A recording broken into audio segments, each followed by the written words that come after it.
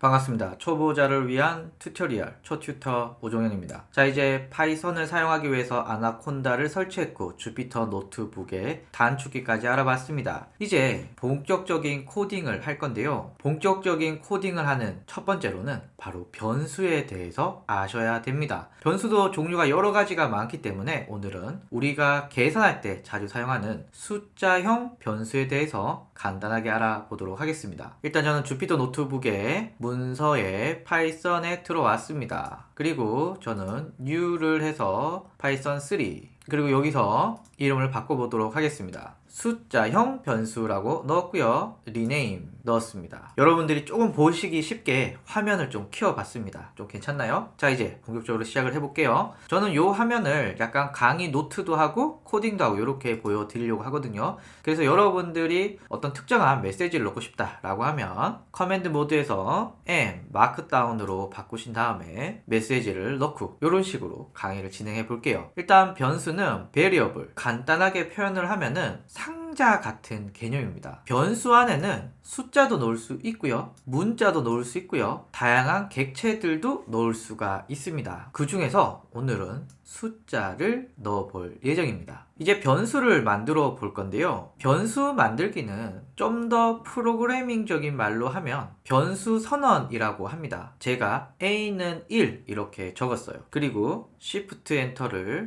입력을 하면 변수가 선언이 되었습니다.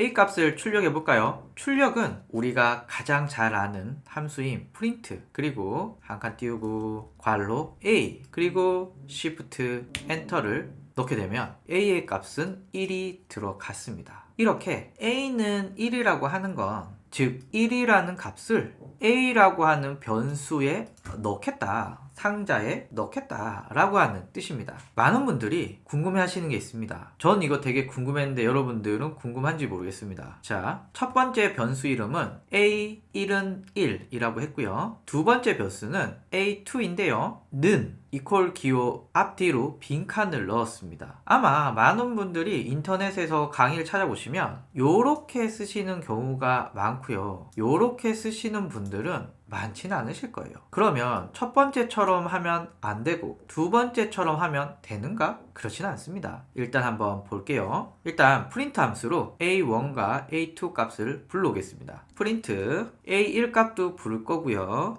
콤마 한 칸 띄우고 A2 값도 부를 거예요. 그리고 실행을 위해서 Shift 엔터를 누르면 둘 다 정상적으로 들어갑니다. 그러니까 여러분들이 당장 이렇게 사용해도 문제는 없어요. 다만 모든 언어에는 문법과 규칙이 있는 것처럼 파이썬도 규칙이 있습니다. 이렇게 붙였으나 이렇게 떨어뜨렸으나 당장의 문제는 없지만 PEP라고 해서 Python Enhanced Proposal에서는 코딩 스타일을 이렇게 해 라고 하는 가이드라인입니다. 그러니까 거기서는 이렇게 한 칸 띄워서 사용하기를 추천을 드리고 있기 때문에 여러분들도 이렇게 띄워서 쓰시는 걸 습관을 잡아 놓으시면 좋습니다. 아시겠지만 이게 습관이 무섭기 때문에 배워 놓으실 때 PEP에 맞게 배워 놓으시는 걸 추천을 드립니다. 자, 이제 숫자로 변수를 선언해 볼 건데요. A는 5라고 입력을 먼저 했고요. B는 A 더하기 1이라고 했습니다. 자, 그러면 C를 이렇게 넣었을 때 과연 C의 값은 얼마일까요? 지금 암산하고 계신가요? 대충 11이 나와야 맞겠죠? 자, 한번 11이 나온지 볼게요. 프린트 C라고 하고 Shift 엔터, 11이 나왔습니다. 잘한 것 같아요. 이렇게 변수 안에는 다른 변수의 조합도 넣을 수가 있습니다. 자, 그럼 제가 다시 함수를 정했습니다. A는 7, 다음에 나머지는 동일하게 이렇게 해서 실행을 시켜보면 15가 노출이 됩니다. 그래서 변수 안에는 다른 변수들의 조합도 넣을 수가 있습니다. 경우에 따라서 여러 가지 변수를 한꺼번에 선언할 수도 있는데요. 저희가 지금까지 했던 건 이렇게 했잖아요. A1은 7, A2는 8, 이렇게 각각 변수를 선언해서 프린트 할 때는 이렇게 프린트 했습니다. 한번 실행시켜 볼게요. Shift 엔터 라고 하면 7, 8 당연히 이렇게 들어가겠죠. 그런데 이렇게 선언을 할 수도 있습니다. 프린트 V1과 V2를 출력해 Shift 엔터 라고 하면 동일하게 들어가는 거죠. 당연한 얘기지만 3개를 하고 싶다라고 하면 이쪽에 변수명 3개, 이쪽에 값을 3개 넣고 이렇게 C1, C2, C3 그리고 Shift 엔터를 치면 7, 8, 9 값이 쭈룩 들어가게 됩니다. 이제는 변수명을 정할 때 규칙 말씀드리려고 합니다. 일단 몇 가지 예외적인 사항을 제외하고는 여러분들이 마음껏 사용해 주시면 되는데요. 첫 번째, 대소문자의 구분입니다. 자, 예를 들면 소문자 A는 1이고 대문자 A는 2예요. 소문자와 대문자를 출력을 해보면 Shift 엔터 1, 2 값이 다르다는 걸 알 수가 있습니다. 그래서 이게 프로그래밍마다 조금 다르지만 기본적으로 이 파이썬은 대소문자를 구분한다. 두 번째는 변수명에 숫자를 사용할 수는 있지만 숫자로 시작할 수는 없습니다. 자, 예를 들면 첫 번째처럼 C1이라는 변수는 10으로 했고요. 밑에 거는 숫자 1로 적었어. 숫자 1을 먼저 들어간 1C는 20이에요. 그리고 자, 이렇게 프린트를 해서 출력을 해보면 보시면 너 좀 이상한데? 신텍스 에러는 너 작성한 문구 중에 이상한 게 있어. 우리가 쓰는 용어가 아니야 라는 게 있습니다. 여기 보시면 라인 두 번째, 두 번째가 문제구나. 그래서 앞에 이렇게 숫자가 들어가는 건 안 됩니다. 물론 앞이 1 대신에 알파벳이 들어가면은 문제없이 출력이 됩니다. 그러니까 변수의 첫 번째에 숫자만 빼면은 모든 것이 정상적으로 돌아간다 라고 볼 수 있고요. 미리 정의되어 있는 키워드는 불가능합니다. 예를 들면 이런 거 있거든요.